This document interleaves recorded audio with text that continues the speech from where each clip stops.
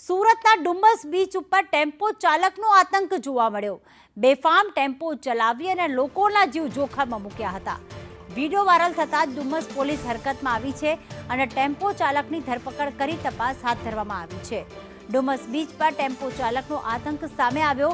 એક તરફ લોકો ડુમ્મસ બીચ ઉપર દરિયાની મજા માણી રહ્યા છે અને બીજી તરફ ટેમ્પો ચાલક આપ જોઈ રહ્યો છો બેફામ ગતિએ ટેમ્પો ચલાવી રહ્યો છે। કેટલાક બાળકો છે, વૃદ્ધો ત્યાં બેઠા છે, બીચની મજા માણી રહ્યા છે। મનીષ અમારી સાથે જોડાઈ ગયા છે। મનીષ, ટેમ્પો ચાલકે પોતાની ભૂલ તો સ્વીકારી છે, પણ જે તે સમયે જ્યારે આ લોકોના જીવને જોખમમાં મૂકી રહ્યો હતો આ ટેમ્પો ચાલક, શું નશાની હાલતમાં હતો કે શું વિગતો સામે આવી છે?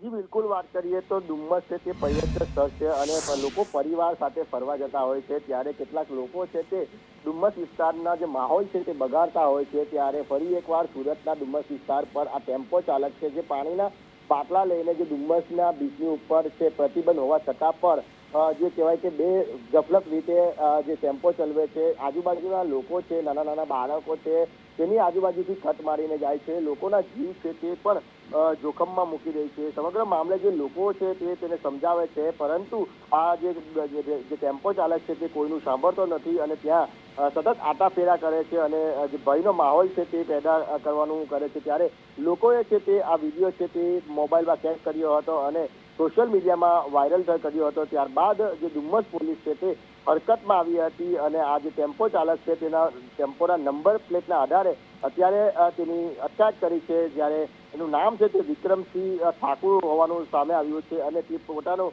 જે કહેવાય કે ડુમ્મસ વિસ્તારમાં જ રહેતો હોય તે પણ સામે આવ્યું છે।